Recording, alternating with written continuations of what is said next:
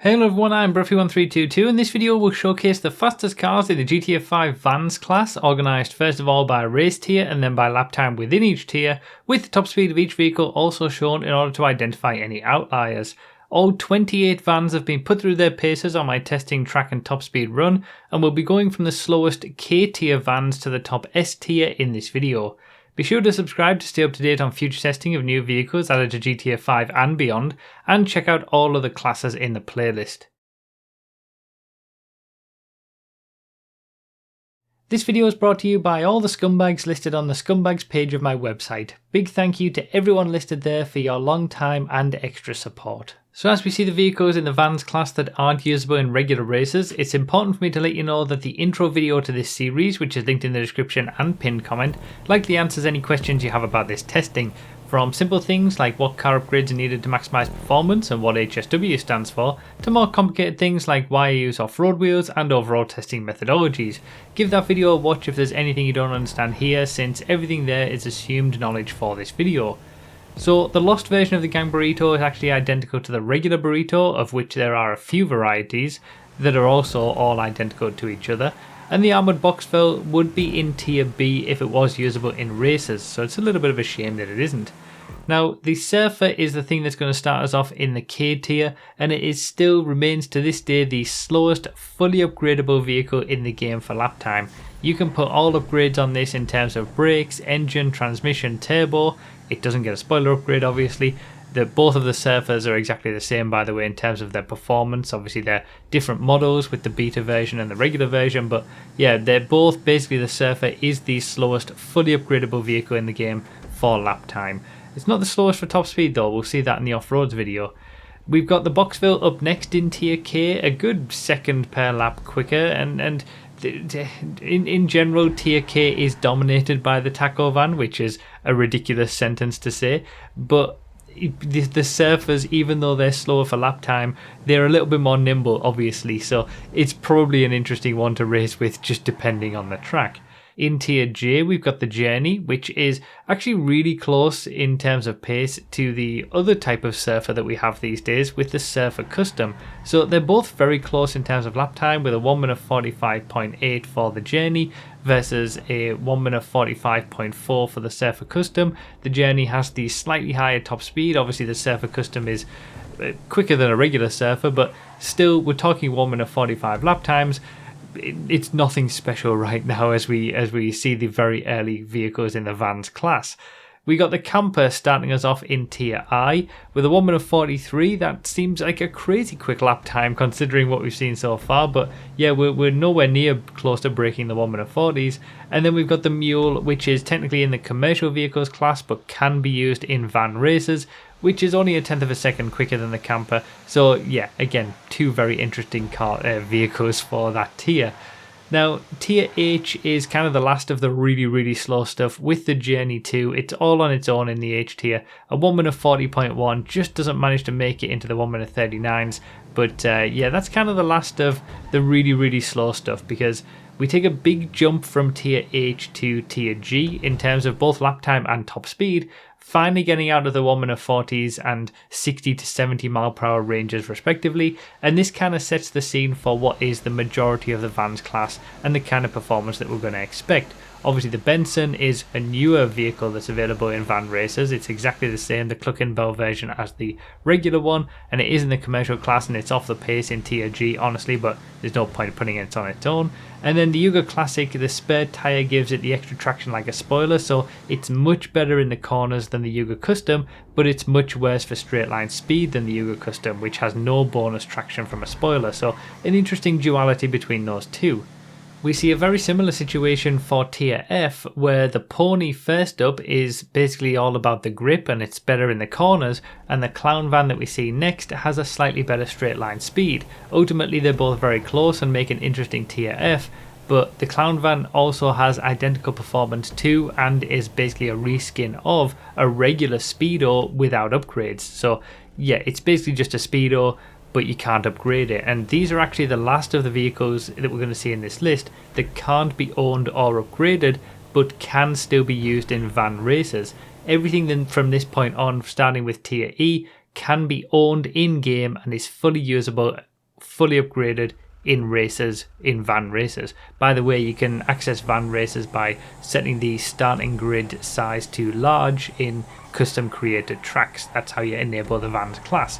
So we saw Tier E was only made up of one vehicle with the Bobcat XL, kind of on its own, and then we come to Tier D, which has 4 vehicles that are all pretty close together, and much like the Clown Van is to the Speedo, the Paradise is a complete reskin of the Rumpo, and since they can both be upgraded and owned and stored in a garage, they both share exactly the same performance, even though they're 2 completely separate vehicles. Yeah, the Paradise, which was one of the very first DLC vehicles, is just basically a Rumpo with a different livery on it.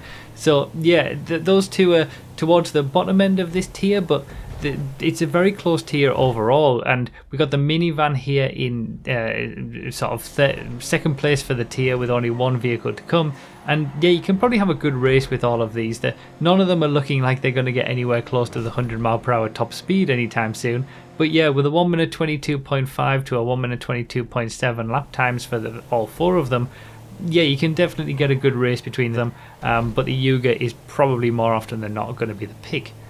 So now we're on to Tier C, and we're going to start with the Speedo, which can only be upgraded in the Avenger or MOC garage for some reason, but it lives up to its name in the top speed department at least, hitting 3rd place for the class and being one of only 3 vans in the class to top 100 mph. Spoiler alert, one of the others is also a Speedo. But it's also pretty well balanced with the Bugstars burrito, which is identical to the other non-raceable burritos that we saw earlier in the video, but this one can be owned, upgraded, and is therefore just quicker, just from being able to have an engine, transmission, turbo upgrade and all that kind of stuff. Now Tier B, we get an interesting one here because it's only got 1 vehicle in it with the Yuga Classic 4x4, which is ironically rear wheel drive. So yeah, 1 minute 20.7, it's kind of on its own. It's too quick for the Tier C vehicles and too slow for the Tier A vehicles, but yeah, a 4x4 that's rear wheel drive, it's always a good thing. And then we come to Tier A, which is where we start to see some sort of really interesting vans. We see the original king of the vans class first of all with the Bison. A lot of people will sort of, why is the Bison in the vans class? But yeah, there you go. Probably could have been put in utility with a lot of other pickup trucks that are in a wide variety of different classes, but hey ho. Yeah, the Bison, it just lacks that little bit of grip. Obviously it doesn't get a spoiler upgrade. It's got a really decent top speed, almost hitting 100 mph, certainly better than the Minivan Custom, which is in 4th place for the class for lap time. A little bit quicker for its lap time, it's about 0.3 of a second faster, and it does have a much better grip in the corners, a little bit down on top speed, but ultimately the best that you're going to use for A tier races is the Speedo Custom, which you can also have all the weapons on it, which is a little bit of an oversight. But yeah, the Speedo Custom is a little bit quicker again, 104 mph for its top speed, puts it into 2nd place for vans overall for that, 3rd place for vans for lap time, and certainly the pick for A tier races most of the time. But then we come to the top S tier, and first up we've got the Rumpo Custom, and we take a big jump in lap time here to a 1 minute 17.0, so we're nearly 2 seconds per lap quicker than anything else, a decent enough top speed with that 98.75, and yeah, it's just, the top 2 vans are just a little bit better than every other one. You know, it's kind of taking the best of every other van and putting it all into one.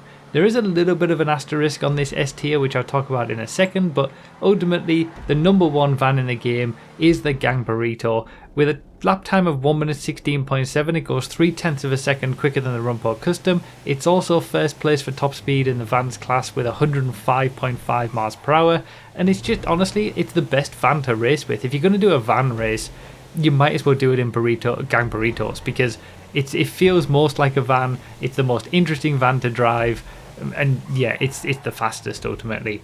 But like I said, there is one significant asterisk on this S tier, and that's the fact that the Rumpo Custom is one of the most susceptible vehicles in the game to wiggle boosting, which actually allows it to reach much higher speeds on the straights by manipulating the suspension to essentially give itself curb boosts from wiggling the car back and forth.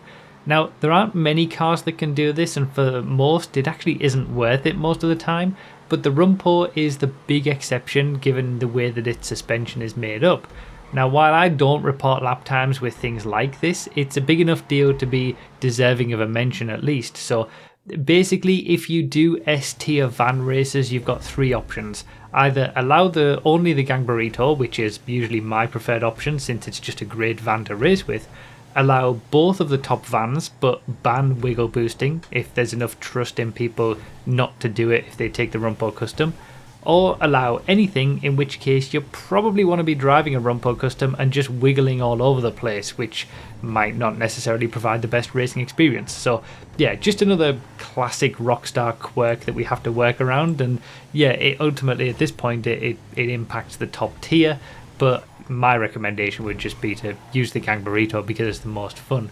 By the way, I did forget to mention that with the minivan custom, that really improved its lap time from earlier testing. The minivan custom is actually exactly the same in terms of performance as the regular minivan. It just gets the spoiler upgrade when it turns into the minivan custom with the Benny's upgrade, so then it's quicker in the corners. And yeah, at least it provides a bit of interest for the A tier.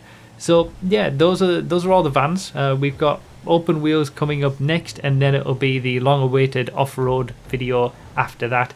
And yeah, I like the vans class. I don't know, there's just such a variety of vehicles and such a variety of lap times from top to bottom. I kind of wish we could use the non-raceable vehicles in here as well, just to add some extras.